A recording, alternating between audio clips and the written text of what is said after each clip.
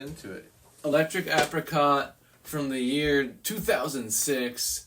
It is a Les Claypool film.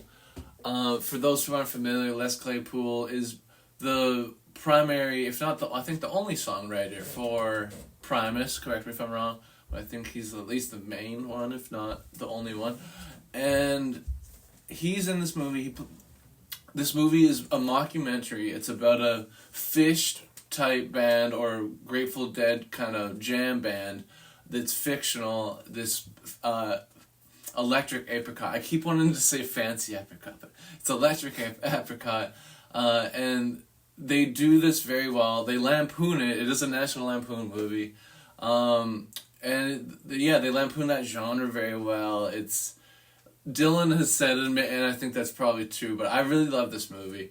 But Dylan said that maybe some of the jokes are a little bit too musically inclined, and if you don't know some things about music, you might not get some of the jokes. And that might be the case, but I really love this. I thought it was hilarious. I'm going to be rating this very highly because I love this movie. I thought it was very funny. I was laughing throughout. But yeah, it's basically like Spinal Tap, but with a different style of music and a different band, obviously. But yeah, I did enjoy this. I had never heard of this before. No one talks about this movie. I got recommended it by Gwen, who I work with. And Gwen, good pick. You nailed it. That's the exact kind of shit that I love. It was hilarious. Let's look at the shit on the internet, shall we, bud? Alright. Want to see what that tomato says? What's that tomato say? There's no rating for critics because there's only 3 reviews for it, but it's a 72% audience score, which is pretty good. So let's look at the 3 reviews. There's only 2 that it shows. Let's see view all critic reviews. It still only shows you 2. So let's read the 2 reviews. It says there's 3. That's not even true. There's only 2 here. The one bad review just says, haha, question mark? Like, what the fuck? That's your review? That's good. That's really in your face. That's a top critic, too. That's a fucking the Hollywood Reporter. I assume they wag their finger in your face when they say, too. I don't know. I like this movie. So this is essentially a 50% review, 50% score because there's 1 bad review and 1 good review. Les Claypool's laid-back mockumentary about a fictional jam band generates enough mild humor to keep the spoof rolling. Yeah, I think it's funny enough and believable enough. It feels like a real documentary. It's shot very much like that style, obviously, and that adds to it. And there's parts of it where I sort of get into the illusion that this band is real and it feels real sometimes. At least for me, they got some of the things right on the head, I think. But yeah, that's it for the Rotten Tomatoes page. So there's only 2 reviews, 72% critic score. We can click on it and look at the average rating. It's a 3.7 out of 5 average rating, which is pretty good. I'm just doing some quick math here. So we go up to 74% about, which is pretty good. Ooh, but yeah, 72% is also pretty good. So that obviously the few people that have seen this movie generally like it, and I'm with them. It's good. People should be talking about this more. Because I love this style of the mockumentary when it's done right, and I feel like this is done right. And it was very funny. Obviously, Spinal Tap, I would say, is a bit better, but it's perfect. Spinal Tap's one of the funniest movies of all time, and probably the funniest mockumentary of all time. Although there's a lot of good ones now. Of course, the one that I think of most recently is in What We Do in the Shadows, both the TV show and the movie, and even the short film that they're based on. But anyways, let's look at Electric Apricot on IMDb. 6.6 out of 10. That's pretty good for IMDb. It's funny, this movie was streaming only on Tubi. It's nowhere else. My brother even tried to download it, and it was nowhere. It's only on Tubi, exclusive Tubi rights, which, I don't have a problem with. My brother was kind of bummed because he's like, I hate ads. I don't want to have to watch ads. I'm so cool. I'm too cool for ads. Oh, doesn't want to pay his dues. Yeah, man. basically, I was like, man, it's for free, fucking Tubi. At least that it's not Amazon Prime where you're paying for the service and they're showing you ads. At least it's free. You just have to watch a few ads, you know. It's not... No, I'm yet to try Pluto TV. Yeah. Although someday soon. Well, Winsanity's on there, so you gotta watch I gotta that. watch. Winsanity, if you haven't, to the people out there, if you haven't seen Winsanity hosted by Donald Faison, it's a great game show. It's insane, as the name implies. It's Winsanity. Winsanity. I just realized A that victory for everyone. that Shrek is a little bit cut off. There we go. Just so you can read the swamp now. The W was cut off a little bit. Okay, we're back. We're here. We're doing it. All right. Let's look at the IMDb page. So 6.6, like we said. Let's look at the cast. Les Claypool, like we said, from Primus. He plays the drummer called Lapdog. I like all the names of the characters. It's funny. Iwas, Gordo. Gordo is funny. This made me laugh because this hit home because there's a scene in the movie where Gordo, the guitarist, they're about to play this festival. They're about to play Festeroo, and they can't find Gordo anywhere. He's like passed out somewhere in the woods, and they're like, "Well, we just gotta play without him." And that's what happened. He shows up just in time to come play, and that's what happened to my band, Dr. Booty Quiver, with Gordon, my bassist, and his name's also Gordo. So it's kind of funny. Because Gordon, we were, about to play, 5 minutes to him, where the fuck's Gordon? We're going on. And then he shows up so high, but ready to play, and he comes in and does the set. So that really reminded me of that. And for people that are noteworthy, Seth Green is in this for a little bit. He's one of the tapers, so is Matt Stone, one of the creators of South Park. And Arj Barker, who I know is best as Dave from Flight of the Conchords, but he's in other stuff too. He's in this movie. He's not in that many scenes, but in a couple when they're interviewing fans of the band. He has some pretty good bits actually. I laughed pretty hard at his few scenes. He's always funny. And then let's see the box office information. I feel like this might have been a straight to DVD kind of thing. But let's look and see if there is anything on that. It looks like there's not. Details. Usually there would be down here box office information. But it looks like there's not any of that shit. Yeah, no, I feel like it was a straight to DVD kind of thing. But it was pretty funny. By what name was Electric Apricot 2007 officially released in Canada in English? Answer. It's making me click a thing. I don't fucking know. What the fuck is this? You tell them, Doug. They want me to answer the question. I'm not answering that question. Okay, anyways. That's enough of that. We can go into my notes now. I forgot to grab that, so I'll just go grab that real quick.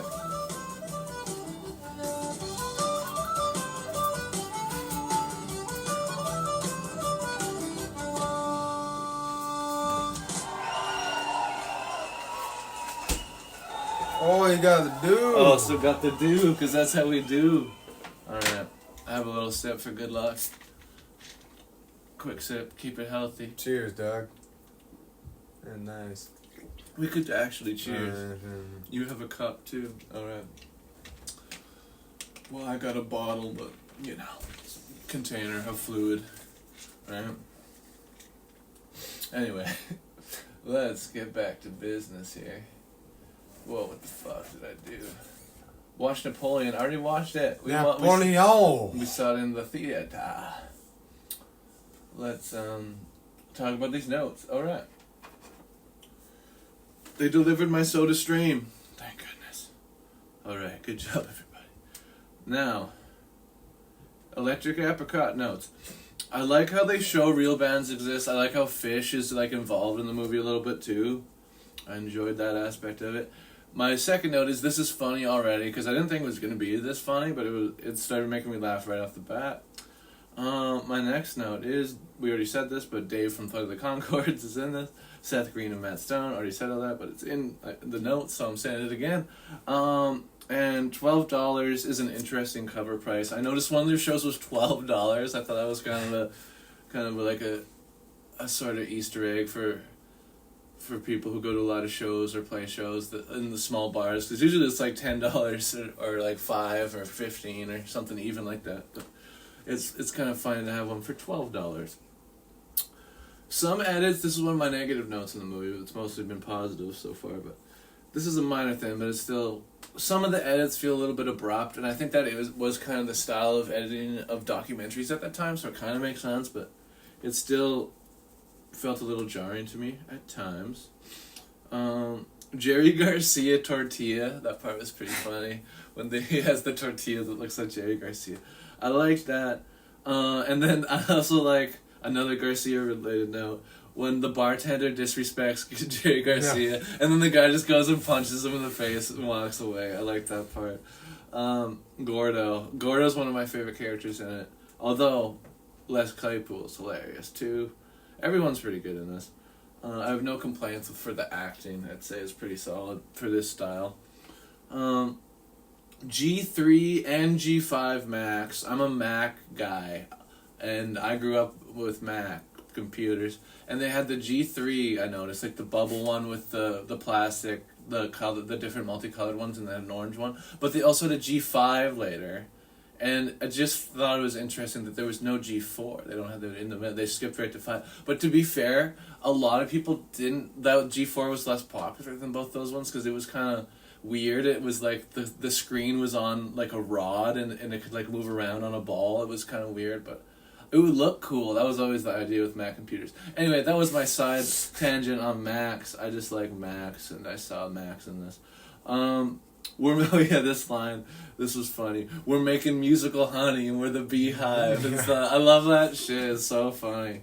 All these silly lines. This guy is saying. I forget the producer guy's name, but he says that. Rockstar Energy, heavy Rockstar Energy product placement is one of my notes. It's not bad product placement, but it's definitely thrown in there pretty hard. There's a point where it's like, you're drinking all those Rockstar Energy, you want another Rockstar Energy, and they're like saying it quite a lot, which is fine. You gotta pay for the movie somehow, but still something I thought was noteworthy. My next note is those sandwiches look bad, and I think that's the point. It's when the guy who's being kind of annoying, who's like brown-nosing the band and trying to go with them to Festeroo, he brings them sandwiches at one point, but they look gross. They look like bad sandwiches. That's what my note is. I wouldn't eat those sandwiches. My next note is apricot versus apricot, because I thought about this going in, and they say, why is this fucking wobbling so much? Okay. That's okay. This time. My bad. But apricot versus apricot. I thought about this while watching it, and they addressed it, which I liked. That one of the guys from Fish is talking, and he's like, he says the band at first, he says electric apricot. He's like, I'm going to say apricot. I say apricot. So I like that. Because I thought about that. I was like, are they going to talk about how you can say it both ways? It is one of those words. And they addressed it, so I like that. The one redeeming value is the corn. This is one of my favorite parts of the whole movie. Again, with the Fish guy being like, the only reason I come to these festivals is for the corn. This is some of the best corn. It's the reason I'm here. And they just show him, like, munching on the corn on the cob. It's funny. I like that part. Because it's kind of funny just to think, it's like, that's the only reason I'm playing these festivals, is so I can get that sweet, sweet corn. I thought that was funny.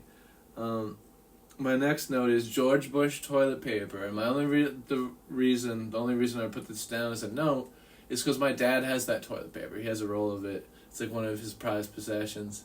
He has some George Bush toilet paper, and it was in this movie.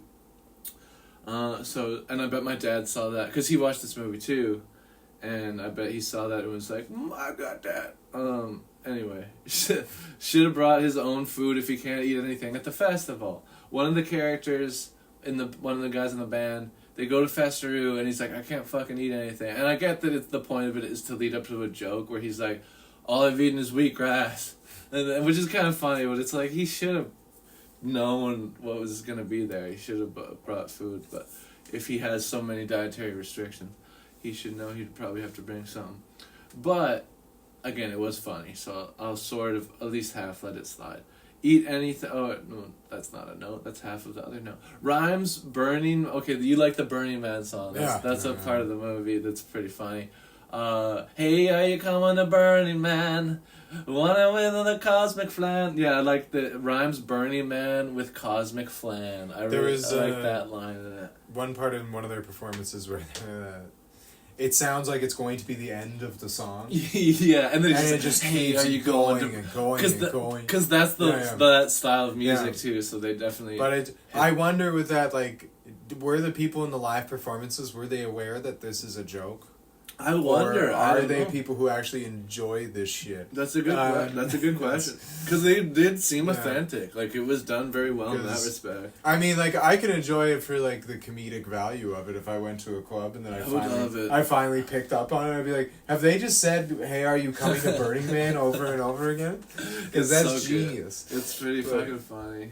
I love that shit. No, this movie was awesome. I loved it. I'm out of notes. That was all my notes for it. I didn't have that many. What do you have to add?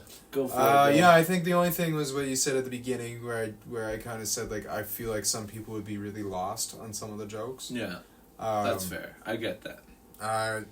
Not that that's like bad or like to its detriment or anything like that, but Yeah. I feel like there is some jokes in there that, like, if you haven't hung around a bunch of musicians or you're not a musician yourself, you'd kind of sit there and go, huh? Like, why is that funny? Mm-hmm. Yeah, and I can see that there's definitely some jokes like that in there, but... Yeah.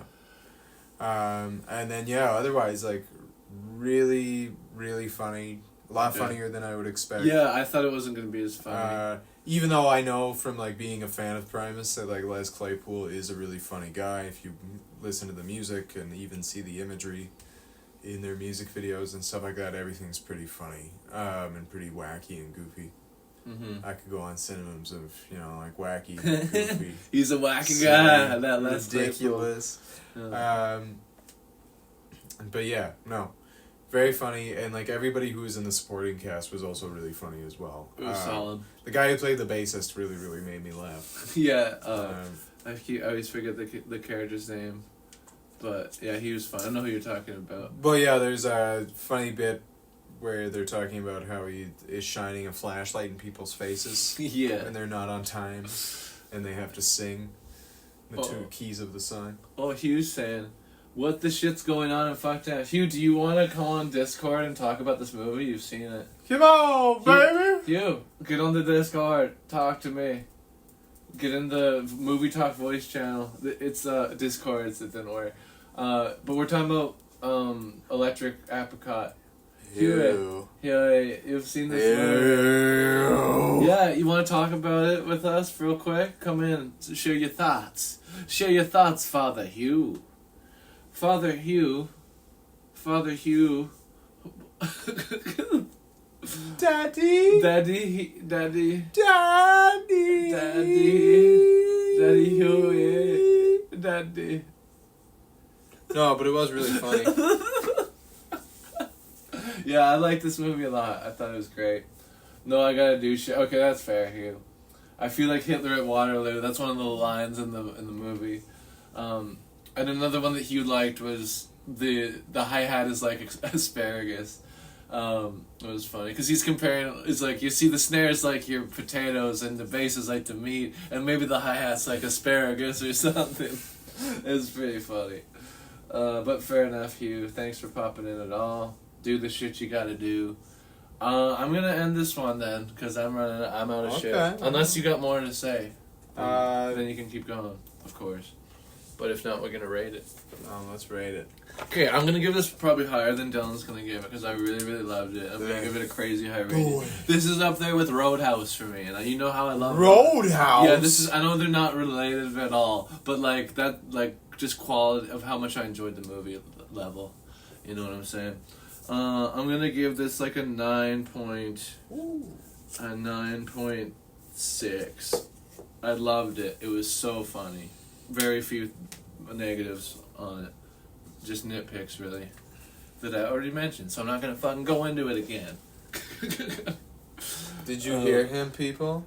He's not going into it again. So deal with it. You can watch this later on Patreon or YouTube, whichever one I put it on. Don't ask, because you can pay for it.